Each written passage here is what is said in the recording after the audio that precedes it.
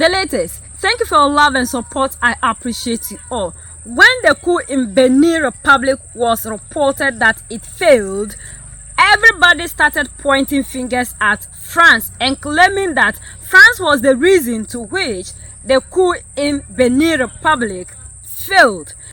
And finally, Emmanuel Macron, the president of France, admitted that they provided intelligence to the president of Nigeria, Bola Ahmed Tinubu, and after receiving that, Tinubu quickly acted by sending fighter jets to Benin Republic to make sure that they thwart the coup that was happening in order for France to continue to have its grip on Benin Republic. This is amazing.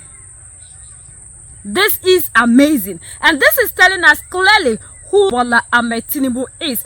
Sometimes we say that we have some Africans that are white in the guise of the dark skin. If not, why will France be having interest in what is happening in Benin? Now it is very clear that it was Emmanuel Macron who gave orders to Tinubu to make sure that they end what was happening in Benin Republic. And these are the people that are leading Africans. And these are the people who give us speech. And we, the Africans, are so excited. A lot of us are still sleeping. Why is France so interested in Benin Republic? Benin and Africa isn't Europe. So we don't expect that France will meddle in the affairs of Africa. With all these things that are happening, we will never see African Union coming out to condemn what Emmanuel Macron did. As long as it is the oppressor's will. And to end the show, we head to Benin. The West African nation narrowly avoided a military takeover this weekend. And now France says they helped their former colony to stop the attempted coup. French officials claim they provided intelligence, surveillance and logistical support to Benin. President Emmanuel Macron reportedly led a coordinated effort, speaking with Benin's President Patrice Talon and leaders of Nigeria and Sierra Leone. Benin is yet to release a formal statement on Macron's claims.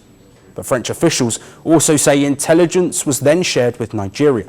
At Benin's request, Nigeria reportedly sent fighter jets and ground troops across the border.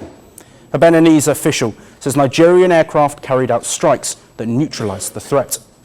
Nigeria then came to our aid by conducting strikes at the end of the day with its military aircraft, which immobilized some of the armored vehicles.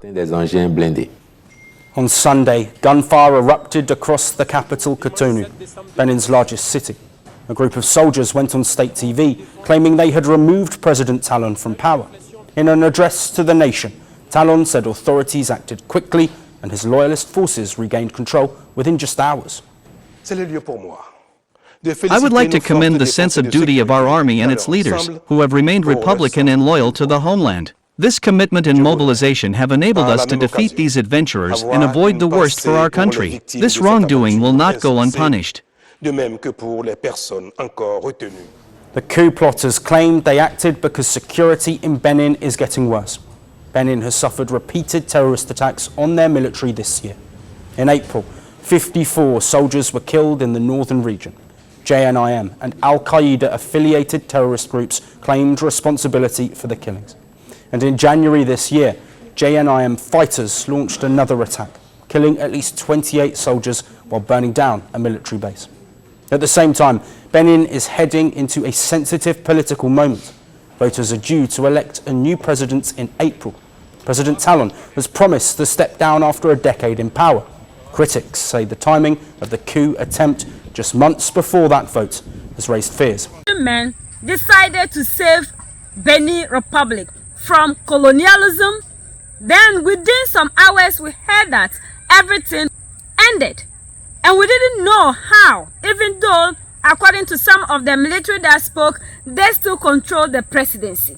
Emmanuel Macron now comes out to tell the world that he was the one who actually allowed these people, Nigerian military, to have all the intelligence that they needed to thwart the coup so that his wish can continue to happen on the soil of Africa. But with this one, ECOWAS wouldn't issue a statement condemning what France did by meddling in the affairs of Africa. But this one, they will say it was a timely intervention from the international body. Africa will never move forward if we continue to have leaders like these people leading us. The system called democracy is a trap. It is never there for you, the African. And until we start to understand that this is the system they are using to make sure that the African do not move forward, we'll continue to be where we are, because the system is never there in the interest of the African. And that is why the oppressor will do everything in his power to make sure that we don't move out of the system. Any leader you see preaching democracy to you, you should know the leader isn't in your interest. Like the military in Benin said, that democracy is the system they are using to make sure that we never progress. And that is the reason to which, even when African leaders are changing constitutions to remain in office, ECOWAS isn't doing anything, because what they are doing favors the oppressor and not you. The only time you see these people act is when something is happening to their oppressor's system. But when it is against you, the African, they will never act to set you free. And until we fight against this system called democracy, Africa will continue to be backwards. They are making sure we don't ever move out of the trap that they have kept us. And we believe that we are free. We are not free. If you are free, you determine what happens on your soil.